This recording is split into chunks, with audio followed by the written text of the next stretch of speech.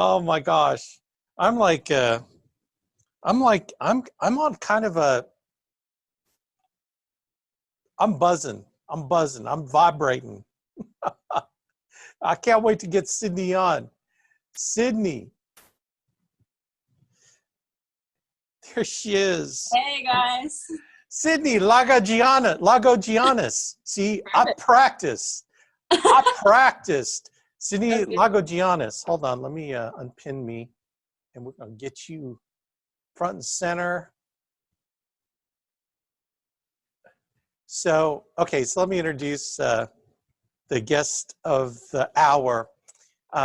Sydney Lagogiannis, that just kind of rolls out, you know. I think of Giannis, the guy up playing for the Timberwolves, and so that's why I can get your name now, you know. Yeah. You're not quite as tall as him, but you're No. way more productive in my opinion, for us anyway.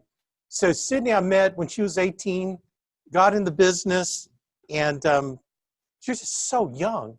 She was brought in by Olga and Jason, right? Yeah. And just so cute, just so like, I mean, I felt like she's my daughter. She's like my daughter's age, just a little bit young. She's in between my son and my daughter's age. And it was just like, oh, I just want to help her. She's just, you know. And so anyway, she just like, you know, before you know, it's kind of like when your kids grow up. It's like, what happened? They grew up. Well, it's all of a sudden, Sydney's like grew up, and now she's engaged to Justin Balick, one of our top producers in the country. Justin, my buddy, That's and right. and I knew Justin when he was single. This crazy single dude, right? All of a sudden, Sydney comes into his life, and now Justin is like, oh my God, he's like this mature individual now. And Sydney had a lot to do with that. Thank God for Sydney. I think there's always a plan. I think God has his sights on putting you two together. So very excited for you two. Congratulations. Thank And you. I'm just so proud of what you've done. First of all, let's get started with how you tell us how you got started. I mean, how many people hire 18-year-olds? I don't, you know, 18-year-olds are not exactly our target age, but you know, if they're there, we're going to hire them, right? So, like, tell us about how you came into the alliance. Yes. So first of all, thank you so much, Alex, for having me on the call. I appreciate you letting me hang out with your team.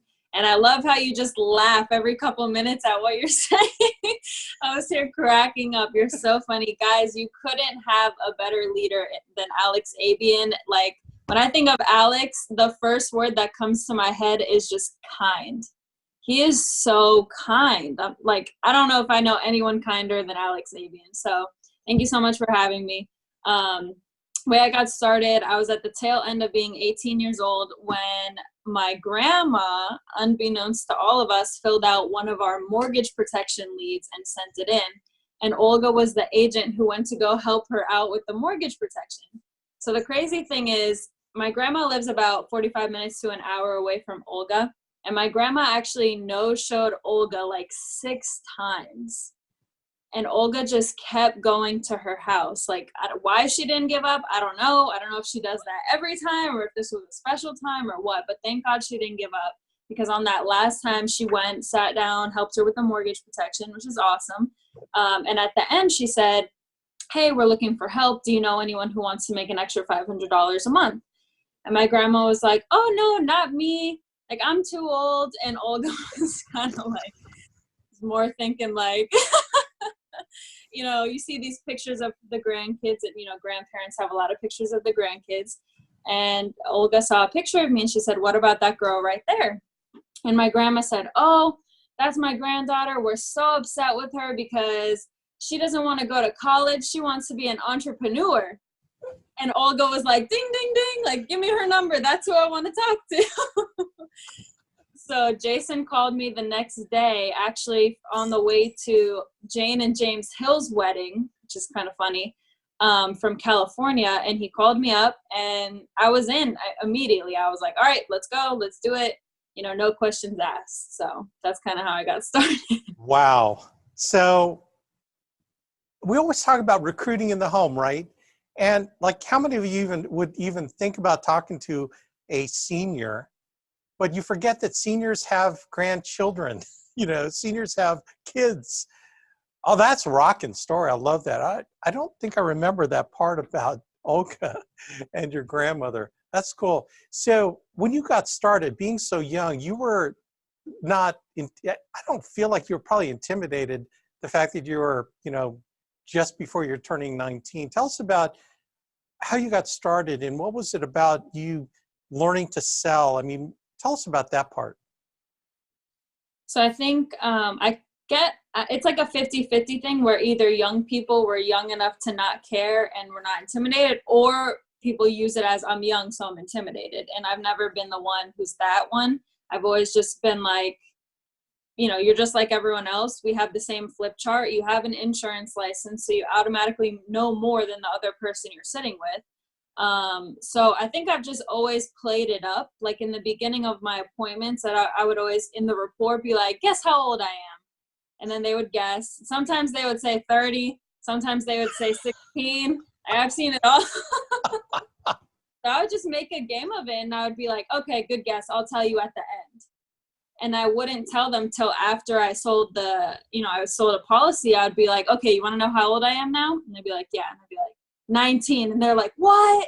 So now it's an impressive thing. It's not like a put you down kind of thing, like you don't know anything. And I always call them grandma, and, oh, you remind me of my mom. So I've always played it up to my advantage, I feel like. I don't know. I think I've always just believed, I've seen so many different types of people in this business succeed, that it's like the common thing that everyone has is that's successful is that they just simply copy the system. So it's not so much of anything that I did. I just trusted Jason and Olga so much, and, Andy and the system and all the leaders, that I was just like, well, I just have to do X, Y, Z and I'll get good eventually. And I wasn't good at first, but, I got better and better as, I kept not giving up. So, so how long did it take you to sell your first policy? Like how many appointments before you sold your first one? So I sold my first appointment because I called Olga from the home. That's the key thing is people think that you have to know a lot to make sales. But if you just follow our system, which part of our system is to call your manager from the home, I actually just put her on speaker and she talked to the client for me and we wrote an application. So I sold right away, not because I knew anything, but because I just did what I was told and just called from the home.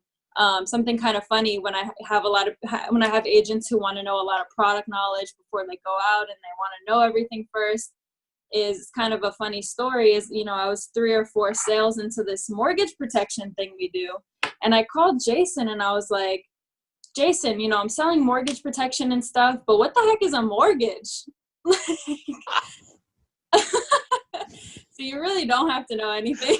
I love that story. I know I heard you say that on the ERS thing, and it's like, oh my gosh, she doesn't even know what a mortgage is, and you can still sell it. Oh gosh, you just totally took the excuse away from about 90% of our agents. About, well, I don't know enough about product. She doesn't even know what a mortgage is, man. So I just knew a number, and I had to cover some portion of that number. So when you started your first year, like what did you average, do you think, every month in premium? My first year I issued like maybe 30,000. So like not much, a couple thousand a month, I would say. Yeah. Okay. And then what got you, because there's usually, I always talk about kind of there's something that flips, like a switch that flips, where you went from doing that to all of a sudden you started doing more, and there's just something that triggers that. I mean, was that for you, or you just continue to gradually move up?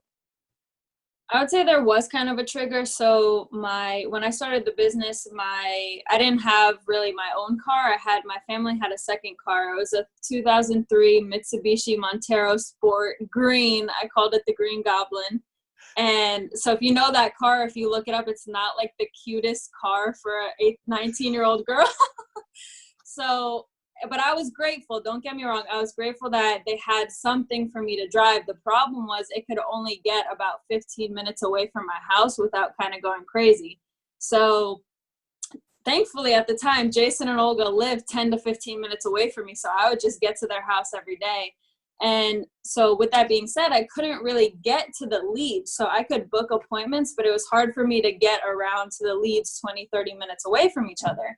But I wasn't going to just do nothing. So I would find a neighborhood close by. I would park my car and I would door knock all day. And I probably did that for like 6 months.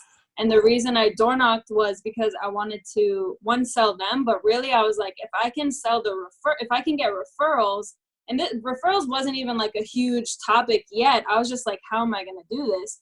So I was thinking, if I get referrals from these people, it'll be easier and I won't have to knock more doors. I could just drive to them. So I did that. And by the time I turned 20 years old in 2017, doing that, I was able to buy myself a brand new, at the time, 2017 Toyota Camry. And then that's how I was able to start going to leads and get, and just use those leads to get referrals. And I've been straight referrals ever since. Oh my God. Okay. So you know how in Jurassic Park, they say that life will find a way? Life will find a way. Andy always says this. He goes, man, if someone wants something bad enough, they're going to figure it out how to get it. You can't stop them. There's nothing you could do. It's like, what is the solution to my problem? So this is really the seed of necessity that kind of turns you into a referral selling machine. And like, you don't got to worry about lead bills. You don't got to worry about how many leads are in this county. It's like, you probably are like swimming like in referrals. So talk about your run to make the trip in Paris last year. So that was 2018. So 2017, mid-year is when I was ramping up. After I got the car, it's when I kept ramping up to get referrals. So, the ramp up at the end of 2017 pushed me into 2018, and I just had the flow down already coming into 2018 of having 10 referrals. Like, some people are like, no way, but very confidently, and I can show you my book of referrals, I can very confidently say that 95, maybe 98% of the time, I'm getting at least 10 referrals in every single house. It's just a non-negotiable. So I think when you make your mind up that this is what I'm going to do, no matter what, no matter how long I've been in this house, if it's been 3 hours, if I haven't sold anything even, you may not get 10 if you didn't sell anything, but typically in those, I get at least 3. So just once you make your mind up that this is what I'm going to do, and, that's the only option, then I think that, just by numbers, you can't help but, hit your goals. Wow. So tell me, how much easier is it to call a referral as opposed to calling a lead? Oh my gosh. I don't know if I can call leads anymore.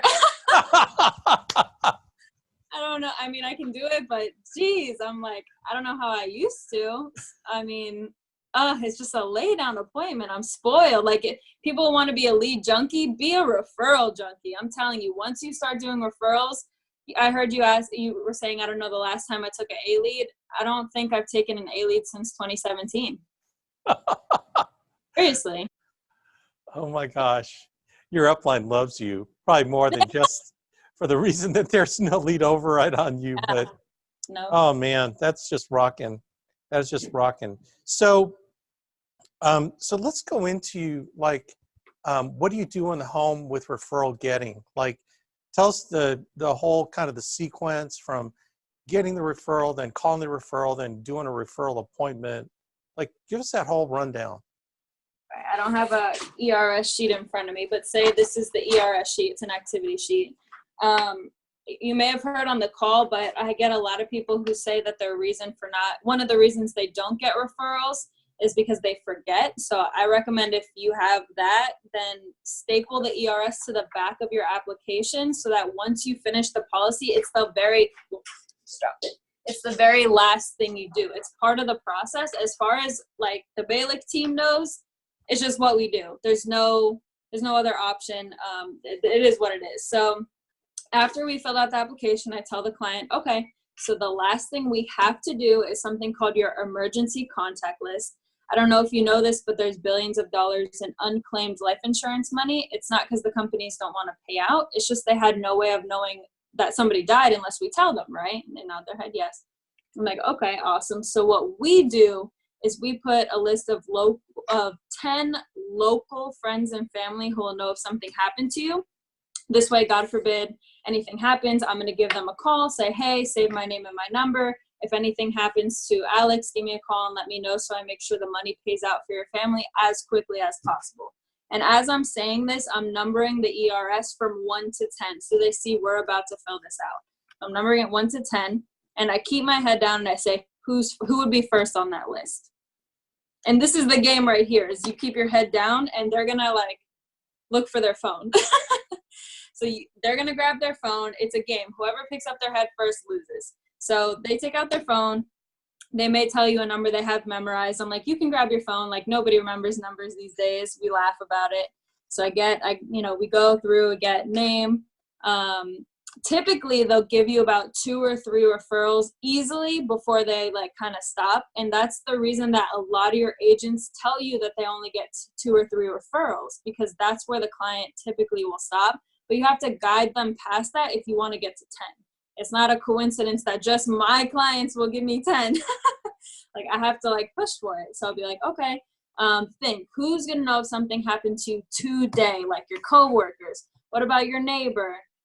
Church, friends at church, like, and I'm guiding them through. Rapport is really big for this, because if they tell you about grandkids, I'm like, what about your granddaughter you were talking about?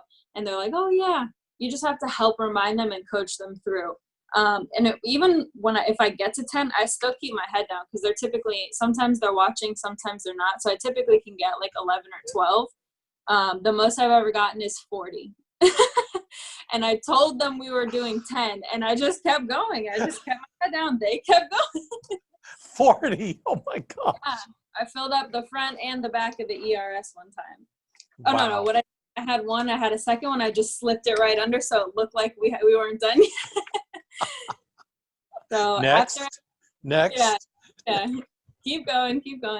So after we get all the names, I'm like, okay, awesome. Is there anyone else you can think of? Are you sure? Like, I still am squeezing. Anyone with kids, like, I just go as much as I can.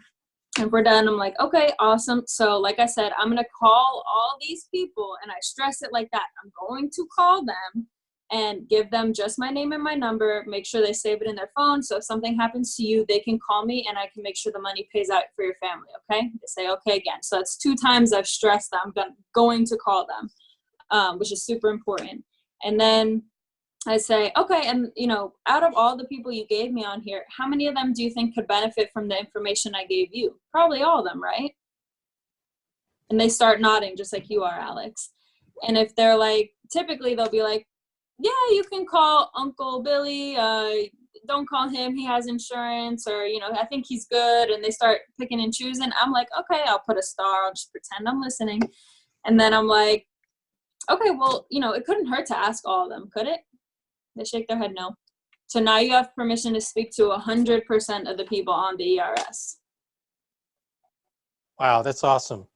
And it is making the decision that you're going to run through the rest of the ATM and being resolute at doing the next thing. The next thing we have to do it's just part of filling out the application is boom, the ERS system. Makes total sense. So tell me what you do when you make the call. What does the phone call sound like? Okay, so the phone call is I'd be like, hey, Alex, how are you? Awesome. Well, I'm just giving you a quick call because I was actually just sitting with your friend Justin this weekend. I had helped out him and some of his family with their life insurance, and they wanted to put you on something called their emergency contact list. All that means, Alex, is that you just take down my name, my phone number, and a couple other things and save it in a safe place so that God forbid anything ever happens to Justin, you can call me and let me know so I make sure the money pays out for his family as quickly as possible. Okay? And they say, okay. And I say, okay, let me know when you have a piece of paper and a pen. I give them, they get something to write with, and I give them my name. I'm like, Sydney, the same way you spell Sydney, Australia. And you can just put Sydney Insurance because I have a super long last name. I give them my phone number, and then I say also I work with about 14 different insurance companies like Mutual of Omaha, Transamerica. This way I was able to shop through and find the best products and the best benefits to fit his needs and his budget. The best one for him was called Mutual of Omaha. So write down Mutual of Omaha. Okay, you got all those things? Yes, perfect. Okay, so save those in a safe place. Like I said, hopefully you don't need it anytime soon, but call me if something does happen. And the last thing was, before I was heading out of there, Alex, is I asked Justin who on this list that he cared about that he thought might benefit from the information I helped them out with. And he was really excited about it. And he said, you guys are really good friends. So he thought of you. They're like, oh, that's nice. Yeah. I'm like, yes, it is. They're like, oh, that's nice. And I'm like, yeah, so I wasn't sure. You're out here in Miami also, right? Like, kind of not too far from Justin. And they're like, yeah. I'm like, okay, what's your address out here in Miami? And people are like, they really give you the address? They really give me the address. And then I book it like a normal appointment. I find out if they're married, when they're home, all that good stuff. Wow. So, okay, so there's like kind of two schools. They both work. So Sydney has kind of her system. She's been doing it for a long time, where she pre-screens the client first to see, hey, are they open to listening about getting some kind of coverage about insurance? And it's just this decision where they say, well, yeah, what's your address? Boom, then books the appointment. There's the other school that is book every appointment, go in there, and then show them what we do, and then see if you're fishing for opportunity. I mean, you're there to personally deliver the information, and then in the information you're sharing with them, you're hoping that, oh, well, can you do a quote on us, right? It's a little bit more passive. What Sydney does is she's more of the James Coleman school. It's kind of this, it's kind of weird saying that, but the James Coleman school of, he's getting so many freaking referrals. He can't possibly do 100 appointments a week and then maybe close 40 to 60%, right? So he's doing much more of that filter them first mode, which is what Sydney is doing. Filter through and who's open to listening. So, I'm a numbers nerd, Sydney. So let me ask you, when you sit down with the referrals, how many families do you typically cover? Like out of 10 families you sit down with, how many of them are probably, buying a policy from you? 9. 9. Yeah, I used Fitz's 13-week tracker, but for the whole entire year, I just kept it running. And my contact to appointment ratio is 91.8%, and my sit to close ratio is like 90.8%. Okay. Yeah. I'm eating this up now. So give me that first number. It's your booking ratio? Yeah, booking ratio is 91.8, and then close is 90.8. Okay, so the booking ratio is 91.8. What's your show rate? So bad. It's 35%. Okay, so 35% of the people that you book show? Mm-hmm. Okay, but then when you are sitting down with them, it's like 90% close. Yeah, if I sit with them, I'm closing them, but everyone has their like point that they, so I have to book more appointments because just for some reason I've tried every back end tie down, this and that you can think of. Minikinos listen to me, all kinds of stuff, and just for whatever reason I just have a hard time getting people to show up on the first try. So I book extra appointments to make up for that. Okay, so do you double book then? I mean, are you kind of naturally double booking because of the show rate? I've tried it, but typically I do either every hour if it's okay, or every hour and a half, something like that. Okay, awesome. Yeah. Awesome. Because I also do a lot of current clients, so. Oh, so you're mixing into your appointment count people that have already purchased from you that you're doing annual reviews with. Okay, so again, numbers nerd. When you do a current client sit down, like an annual review, right? Mm-hmm. How many people are you helping with another policy or something else? Do you think? Just ballpark. Half? 30%? Probably 60. Oh gosh, seriously? Yeah. Oh, that's rocking. Oh my gosh.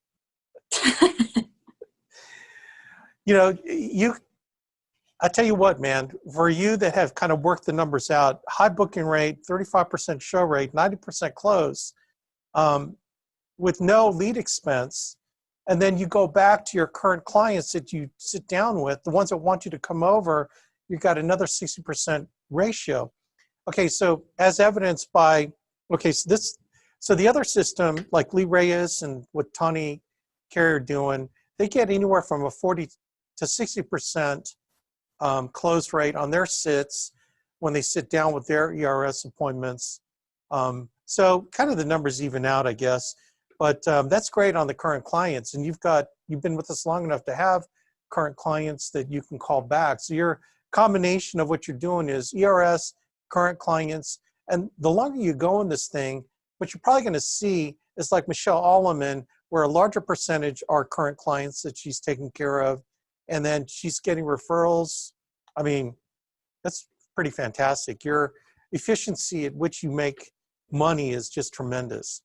Yeah, So, it's a very similar tactic, just kind of different because when, some of the other people get into the house, they throw the credibility, like the companies we work with and stuff. But if you remember in my script, I say the third thing for them to write down is the company. And I don't just flat out tell them the company. I let them know that we work with 14 different companies so I can shop through, find the best price. So I'm piquing their interest already. And a lot of times before I've even asked them, they're like, oh, well, what would something like that look like for me? And I'm like, yeah, we could talk about that. Did you get that written down? So I'm not jumping at them being like, oh, I want something. I'm not going to stop what I'm doing and just say, okay, yeah, when can I come over? You have to make it like, okay, write it down. We can talk about it. And then even though they've told me they're interested, I still say, well, it's funny. It's funny you asked because when I was leaving there, I asked them who they cared about and they had mentioned you. So, what's your address out here in Miami? And just play it that way. That's the key, is just to not jump and get all excited, because that's the whole point of you saying that. I'm not just saying it to make the conversation longer. I'm saying it as that way to pique the interest and let them know that this is what we do. And it could potentially, help you also. wow, that's awesome. So on average, what do you think, how many appointments are you booking per week? And how many appointments do you end up running per, like sitting on? I would say probably, I want to say 18, like 18 appointments, because I run 3 days. So average, I guess, like 6 or 7 appointments a day now. Before it was a lot more. And then what? I was booking like closer to 30 appointments a week before, especially because of the close ratio. And now I also get a lot higher premium. So, and having a team. So I'm not running as much crazy, numbers as I did before. Right. But yeah, I'd probably say exactly. And because you've replaced some of that income with downline overrides and stuff, which is kind of how you kind of start stepping away from. So tell me, so 3 days. So tell me at your highest, like when you were like in massive production mode, how many appointments would you shoot for every week? like 25 to 28. Okay. And what were you averaging like closing per week? Like submitted issue paid, just issue paid. You think? Probably like 4,000 or 5,000. Yeah. That's good stuff. I wonder how many 22-year-olds are making the kind of money you're making. Like you and Junior, man. I mean, like who else? Yeah. Think about all the other young people we have. That's good stuff right there. So, so tell me about. Hold on. Okay, so in 3 days you're booking like, so you're booking. How many days were you working when you're doing 25 to 28 appointments? Was it 3 days, or did you do more? 4. 4 days. Okay. Yeah. 4 days. Okay. Even last year I did 4 days pretty much the whole year. Okay, that's cool. So like basically 5 to 7 appointments a day, something like that. God, that's good stuff. Okay, so now you're getting into selling higher value products, IULs. Tell me about how you are able to identify opportunities when you're sitting with a client that in your mind it clicks off, wow, this couple is perfect for an IUL. Then how do you pivot to talking about IULs when you're in the home? So again, the awesome thing is the system sets us up to have this information, right in front of us. So one of the About You questions asks about 401k, retirement, savings. So when I go through there, I just make sure I really ask those questions about, do you have a 401k? What do you have set aside in savings? And if they say, no, I don't have a 401k, my favorite question to ask them is that because you don't want one or because your job doesn't offer one? And everybody wants one. It's not that it's not that people don't want one. It's typically that their job doesn't offer one, or I'm like, you haven't thought about it yet. And a lot of times they'll say, no, my job just doesn't offer one. I'm like, okay, well, if they did have one, do you think you would be contributing? Like, would you want a retirement? And if they're like, yeah, of course. So I'm like, okay, I think I have something, but let's finish one thing at a time. Let's do what we're doing here first, and I'll talk to you about it after. So I've planted a seed, and then we continue writing the life insurance policy. I love those questions. Those are such great seed planting questions, like you said, that sets you up to go into it. So when you get to the part about when you start showing the proposal, kind of like, do you talk about, well, this is what you wanted, but here's, I think, something that, like, how do you do that? How do you pivot, in other words? Like after we've sold the life policy? No, after you, oh, that's interesting. So when you see an opportunity to do an IUL, do you like run all the way through selling them a mortgage protection or a term policy? Oh, yeah. Then, we're gonna get both. by the way, gang, perfectly acceptable to get both done, because there's some value in term insurance. You get a high amount of insurance for a low amount, but there's also value in permanent. So tell us, what do you say after you sold the life policy? What happens? So then I say, typically I don't do it on that first sit, because you don't want to do something called tidal wave sale, which is try and sell them everything and everything we got and they're drowning.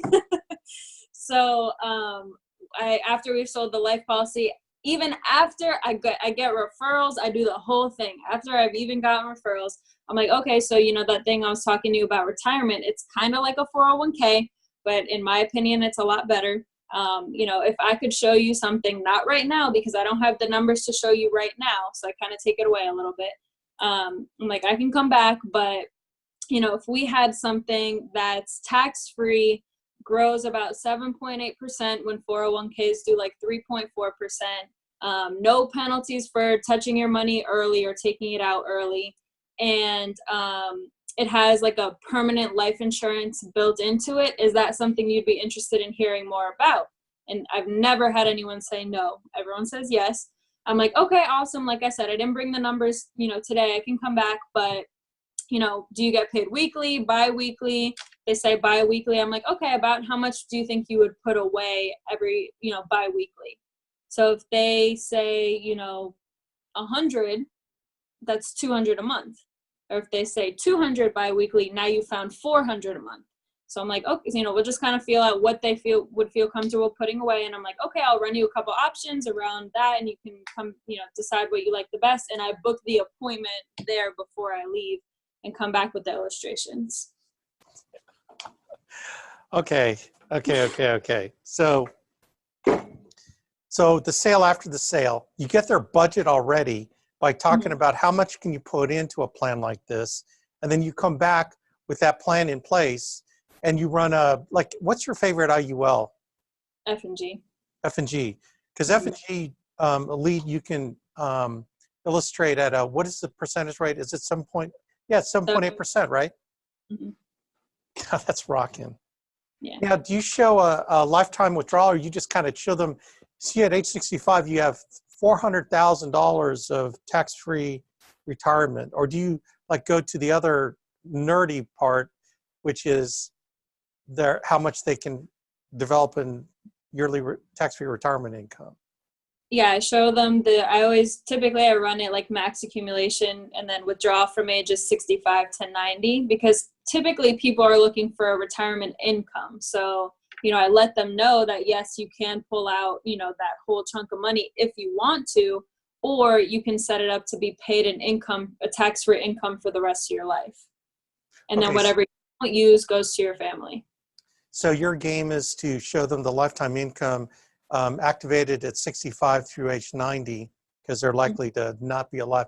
What is it, like 2% by the time they make it to, 85 will go to 90. It's like a real small percentage. So you show that whole amount. That's very cool. That's very cool. I like that. And you just kind of standardize it. So when you go back on the appointment with the IUL, how many people are buying into it? All of them.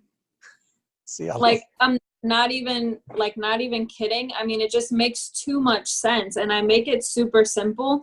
The way I explain it to them, say if the premiums are 100, 200, and 300 a month, I kind of explain it like a life insurance policy. I'm like, okay, $100 a month will get you $20,000 in income the rest of your life with X amount of insurance. 200 will get you this amount of income with this amount of insurance. So you make it really simple because the illustration is complicated and then they're like, what's this, what's that? So just direct their attention to where they need to look at, and you keep the quotes as simple as possible. Which one makes the most sense? Oh my gosh, you are taking me back. In 2003, I know I'm doing the old guy story. Back when I got in this business. In about 2003, 2004, Andy brought in LSW, which is this company for National Life Group. Brought us LSW, Harbor, and it was called Harbor, and this other one, it was IUL. And so what Leventovich, Connors, and I figured out is, I don't want to go into the details of a stupid illustration. We're just going to show them 100, 200, and 400. This is how we used to do it. This is how much cash value you have at 65. You can draw that out tax-free. And we show like monster numbers. It was like the whole, 300,000, 500,000, 800,000. You can draw that tax-free. Which one do you want to choose? But it was exactly like make it simple. These are the two options. And, which one do you want? Do you want this or this? And all of them sign up. Yeah. Oh, come on. There's some kind of trick. What's the trick? Yeah. If they don't sign up, you done screwed it up. I don't know. It talks for itself. It's the agent. It's the agent that messes that part up, right? It's typically when the agent messes it up, they're showing them too many options. They're getting into the details of crediting, interest rate crediting, which I imagine you're just probably keeping it all in that one S&P, was it point-to-point yearly? Yeah. Mm-hmm. Yeah, you don't like mess around with spreading it out. It's just boom. And you're probably you're not even explaining that, are you? No, I don't even really have the only people, because now I'm starting to sell like 20,000. I just did one last week for 20,000 AP. We did one for 40,000 AP. I did one with Justin, 40,000. So sometimes those people want to know a little bit more, but I mean, generally speaking, I don't think even one hand could count the amount of times I've had to explain that. You're so funny. I love it. You make it so simple. I think that's the advantage of youth, is that you're not anticipating too much blowback. But here's one thing I love about you is that you're smart enough to be able to explain it. Like if a CPA nerd who has a minor in engineering said, well, how does this work? You'd probably like, put it down, man, throw down. Sydney throws it down and convinces them. Doesn't have to do that, but she's probably smart enough because she's learned it. Wow, that's good stuff. So let's go to kind of overall. How important was it for you being in our system to help you learn what you've learned? Hotspot meetings, functions, like did you blow stuff off? Did you pick and choose what you should do or not do? Did you blow off hotspots you didn't feel like going? Or were you like, did you learn to be fully committed? Like which way did you go in this thing? Yeah, so like I said, didn't know what a mortgage was. So the only way I got good at this was by being around. It's never been an option. It's not mandatory, but in my head it was, to be at all hotspots. I've never missed a hotspot. I've been to all the conventions. Even my very first convention was a few months before I had even started.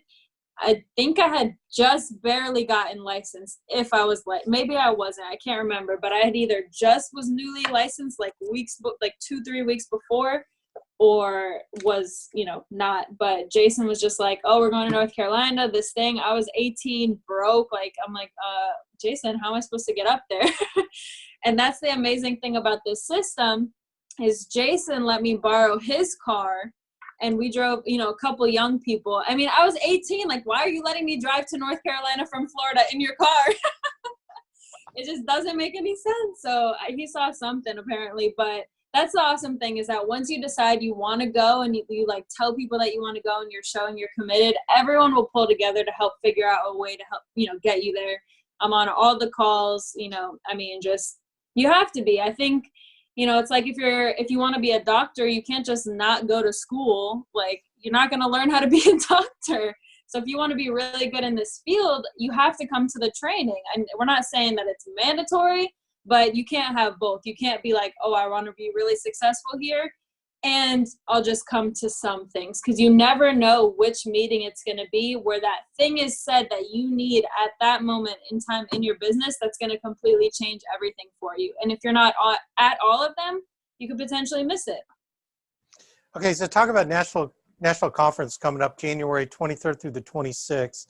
We have a few tickets left at a discount.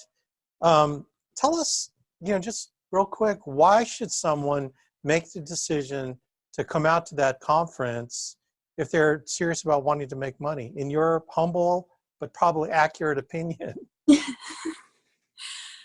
Honestly, if you've never been, it's just very normal that the alliance to you is your local hotspot, or that this amazing call is the alliance to you. And once you come to a convention, it just becomes so much more. It's like if you want to play basketball and Michael Jordan was hosting a boot camp, and it was just like $200 or $500 to go, and you could sit with Michael Jordan, play basketball with Michael Jordan. Like, how are you not going to go? So this is the same thing. Andy Albright is the Michael Jordan of our industry. Alex Abian, Fitz, Diane Lampy, people after people. I mean, if you haven't seen Alex Abian talk on stage because you haven't come, I think it's super easy to take for granted who we have in our lives, because you see Alex on this call every week, maybe you talk to him every day.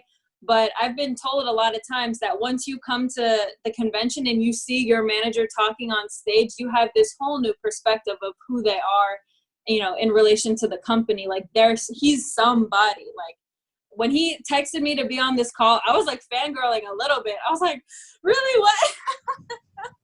I was like, no way. Oh my gosh, Sydney, Yeah. you're too kind. I'm so serious. So, come around. Your vision will automatically expand. The cap on what you think you can do here will automatically raise. I mean, if you think you can't afford to go, you cannot afford to not go. Period. End of story. Period. Anyone who's made 100 grand in the business, anyone who's made 100,000 with us, did it by going to conferences, by going to functions, by going to hotspots. There's no one in my 20 years of doing this that has made six figures that ever blew them off. I cannot even tell you a person. So if you go statistically with a very strong standard deviation, that don't try to be the first one, because I promise you, you're going to fail. Anyway, oh man, I just so enjoyed this. Cindy, you rock. Man, I just love you. You're rocking. I'm so glad you and Justin Balick are a team, and you just are killing it. You have helped us so much. You have no idea how much you've helped us, the Alliance, by doing what you're doing, sharing some of these nuggets that I think our IULs will go up, our referral sales will go up, just because you decided to spare some of your time and share with us. So we're very humbled that you accepted my offer to be on my call. Alex, I was literally texting people that I texted Jason and Olga and Justin and a few other people. I was like, Alex Abian wants me to be on his call. what the heck? Okay. So, you So, know, I've got like 20, I think it's like 2,500 subscribers on my YouTube now. yeah, you're killing it. You're YouTube So famous now. I know. Now I'm going to get, I average like I had 45 subscribers last month. I'm going to post this. It's going to like go up. I know you're going to be the rock star. I'm humbled that you're on. Thank you so much, Sydney. Just keep doing what you're doing. Can't wait to see you at conference. I'll give you a big hug and give Jason a big hug and kiss. And well, I'll kiss you on the cheek. I'll give Jason a kiss on the mouth. Yeah. Thank God he's still with us and he found you, you know, so Yeah. anyway, And you I can put my number. I can put my number in the chat if you want. The two scripts that I have, the one for in the home and the one when I call, I have them on voice record because a lot of people ask me for them. So I just have like 2-minute video each. If you want the script. if you can send that to me directly, Okay. and then I'll blast it out to the team. That'd be awesome. Thank you so much. Awesome. Thank you so much for having me, guys. It was awesome hanging out with you. This is one of the most fun calls I've been on. We're just laughing the whole time. So thank you so much. I appreciate it. Awesome. Awesome. Well, so kind. Thank you, Sydney. You rock. Remember, Sydney Lagogiannis, spelled like Sydney the city, and Lagogiannis like money. Oh my gosh, man. I'm so, what a great call. I mean, what a great call. She's so easy and so like laid back, and she intensely cares about her clients. Like, what a concept. I mean, everything's so client centered. You know, she makes money by adding value to them. And that's just, I love that. I love that. That's the Alliance, man. And she grew up in the Alliance. One more flash at this. All right, my West Pointers. But anyway,